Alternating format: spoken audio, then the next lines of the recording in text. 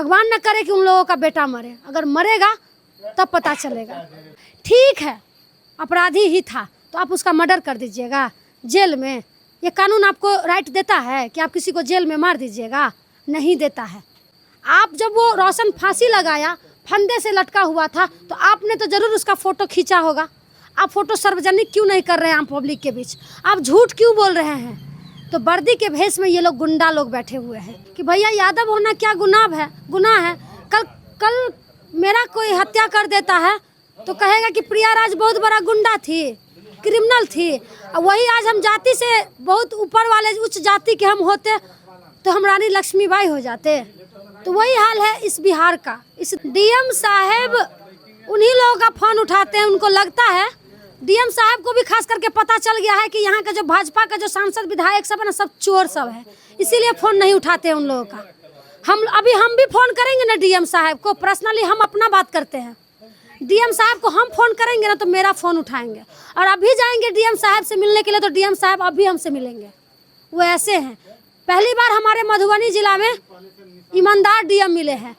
पूर्णिया के सांसद है पप्पू यादव जी, वहाँ से चल के मधुबनी आ गए, लेकिन यहाँ के सांसद को कथी हो गया था? लकवा मार दिया था जो नहीं आए, कि पैरालिसिस मार दिया था जो नहीं आए? हम पूछ रहे हैं ना।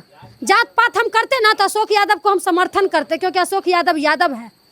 हम लोग काम पे फोकस करते हैं, जो काम करता है हम लोग उसको सपोर्ट करते हैं, जात पात नहीं करते हैं। कोई भी हो, अशोक यादव है तो क्या हो गया? आप नहीं काम करिएगा तो आप आउट हो जाइएगा, आप समझ लीजिए। चाहे विनोद नारायण झा जी क्यों नहीं हो, चाहे घनश्याम ठाकुर जी क्यों नहीं हो, ये लोग सिर्फ बात बनाने में सबसे आगे है, काम करने में 0 सन्नाटा है। उनका जो दलाली और चापलूसी करते हैं ना, तो डीएम बहुत बेस्ट है। आज उनका बात नहीं सुन रहे हैं तो डीएम फ़ोन नहीं उठा रहे। आप जनता का सबसे पहले फ़ोन उठाते हैं। तेजस्वी जी आए हुए थे, क्या कुछ बातें हुई? इससे पहले भी पूर्व में कई नेता यहाँ पहुँचे हैं। तेजस्वी जी के आने के बाद क्या कुछ बातचीत हुई और अभी तक क्या परिवार संतुष्ट हो रहा है इस मामले को लेकर? देखिए, शुरू से ही हम लोग इस लड़ाई को लड़ रहे हैं और हम लोगों ने आश्वासन भी दिया था परिवार को कि हम लोग तेजस्वी यादव जी को बुलाने का काम करेंगे। तेजस्वी यादव जी आज आए भी हैं। हम लोग पैसा का डिमांड तेजस्वी यादव जी से नहीं किए थे। हम लोग का डिमांड है कि परिवार को न्याय मिले। सबसे पहली प्राथमिकता अगर कुछ होनी चाहिए तो परिवार को न्याय मिलनी चाहिए। तेजस्वी यादव जी परिवार के सामने ही डीएम साहब को कॉल लगाए हैं, एसपी साहब को कॉल लगाए हैं, बात भी किए हैं। और तेजस्वी भैया को लगा कि इनका आर्थिक मतलब देखे कि बहुत ज़्यादा खराब है, तो उन्होंने कहा कि लालू यादव जी आपके लिए कुछ पैसा भेजे हैं। उस पैकेट में कितना पैसा था हम देखे नहीं है, कितना था, 1 लाख था कि 1.5 लाख था कि 2 लाख था, हमको पता नहीं है। लेकिन तेजस्वी भैया बोले कि ये लालू जी आपके लिए भेजे हैं, रख लीजिए। वो पैसा अलग बात है। फिर आशिफ हम लोग बोले कि भैया जो ममता पढ़ी लिखी है, एक स्थायी नौकरी मिल जाता, क्योंकि इनके परिवार में कोई देखने वाला नहीं है, आगे चल के कौन देखेगा, तो इनको सरकारी नौकरी मिलनी चाहिए। तो भैया बोले तुरंत तो सरकारी नौकरी मिल नहीं जाएगी, क्योंकि सरकार तो हमारी है नहीं। अगर भैया सरकार में होते तो ज़रूर कुछ न कुछ व्यवस्था कर देते। बगल में ही आसिफ अहमद जी थे, वो खुद तेजस्वी भैया को बोले कि हम अपनी मेडिकल कॉलेज में ममता को नौकरी देने का काम करेंगे। ये तत्काल की बात हो गई। हमें भरोसा है तेजस्वी यादव जी पे कि तेजस्वी यादव जी परिवार को न्याय दिलाने का काम करेंगे। रोशन यादव से पहले अगर बात की जाए, भरत भूषण तिवारी नाम के एक नौजवान लड़के का एनकाउंटर हुआ। भारतीय जनता पार्टी पर बड़े आरोप लगे, बाद में उन्हें भाजपा ने और खुद सम्राट चौधरी ने उनके परिवार को घर पर बुलाया और एक भगत सिंह टाइप लोगों ने उनका कंपैरिजन भी करना शुरू किया। वो एक अलग मामला था। लेकिन फिलहाल जब रोशन यादव का मामला सामने आया है तो पूरी भाजपा ब्रिगेड उसे एक आताताई, गुंडा, मवाली इस तरह से दिखाने का प्रयास कर रहे हैं। देखिए, आज भी हम तेजस्वी भैया को बोले हैं कि भैया यादव होना क्या गुनाह है। हम बोले हैं ये बात, तेजस्वी जी से बोले हैं कि भैया यादव होना क्या गुनाह है।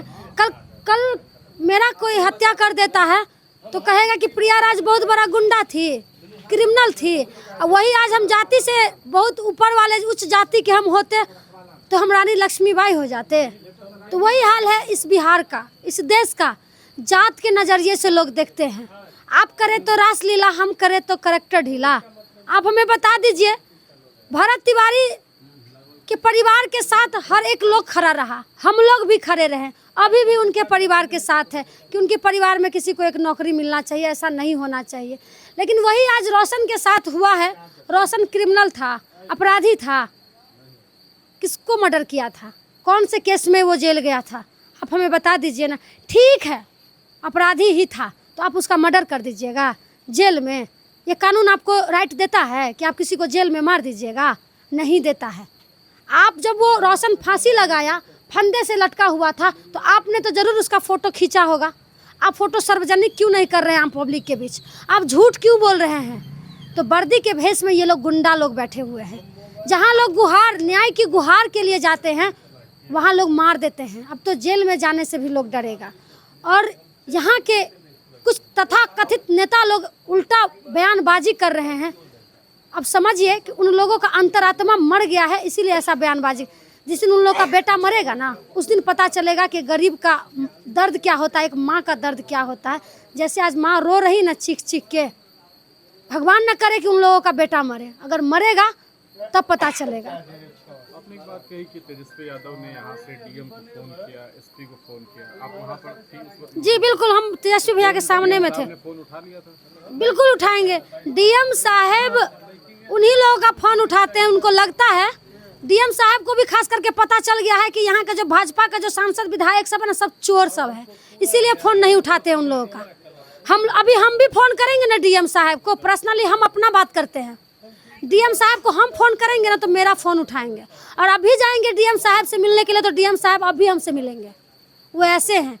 पहली बार हमारे मधुबनी जिला में ईमानदार डीएम मिले हैं, और ये डीएम उन लोगों को पच नहीं रहा है, तो इसीलिए उन पे आरोप लगा रहे हैं। कमीशन जो नहीं मिलता है, उनका जो दलाली और चापलूसी करते हैं ना, तो डीएम बहुत बेस्ट है। आज उनका बात नहीं सुन रहे हैं तो डीएम फोन नहीं उठा रहे। आप जनता का सबसे पहले फोन उठाते हैं? ये लोग उठाते हैं? ये लोग को क्या पता? ये लोग कौन सा मीटिंग करने के लिए गए हैं? जनता का मुद्दा पता है? क्षेत्र में कौन सा बांध टूटा है और कौन सा नहर में पानी नहीं आया है, ये विधायक सांसद को पता है। हमसे पूछिए ना कि कौन सा नहर में पानी नहीं आया है और किसान कैसे मर रहे हैं, हम आपको बता देंगे, लेकिन यहाँ का विधायक और सांसद आपको नहीं बता। तो ये लोग ना जात पात की राजनीति करते हैं, हिंदू मुस्लिम की राजनीति करते हैं। इन लोगों को मुद्दा से कोई मतलब नहीं है। कोई मर जाए, कोई हट जाए, इन लोगों को कोई फर्क पड़ने वाला नहीं है। तो इन लोगों का अब नाम लेना ही बंद कर दीजिए, क्योंकि मधुबनी के लोग अब जान चुके हैं कि ये लोग किस टाइप के हैं। आज दुख के घड़ी में बताइए ना, हमें पूर्णिया के सांसद है पप्पू यादव जी, वहाँ से चल के मधुबनी आ गए, लेकिन यहाँ के सांसद को कथी हो गया था? लकवा मार दिया था जो नहीं आए, कि पैरालिसिस मार दिया था जो नहीं आए? हम पूछ रहे हैं ना। जात पात हम करते ना तो अशोक यादव को हम समर्थन करते, क्योंकि अशोक यादव यादव है। हम लोग काम पे फोकस करते हैं, जो काम करता है हम लोग उसको सपोर्ट करते हैं, जात पात नहीं करते हैं। कोई भी हो, अशोक यादव है तो क्या हो गया? आप नहीं काम करिएगा तो आप आउट हो जाइएगा, आप समझ लीजिए। चाहे विनोद नारायण झा जी क्यों नहीं हो, चाहे घनश्याम ठाकुर जी क्यों नहीं हो, ये लोग सिर्फ बात बनाने में सबसे आगे है, काम करने में 0 बट्टा सन्नाटा है।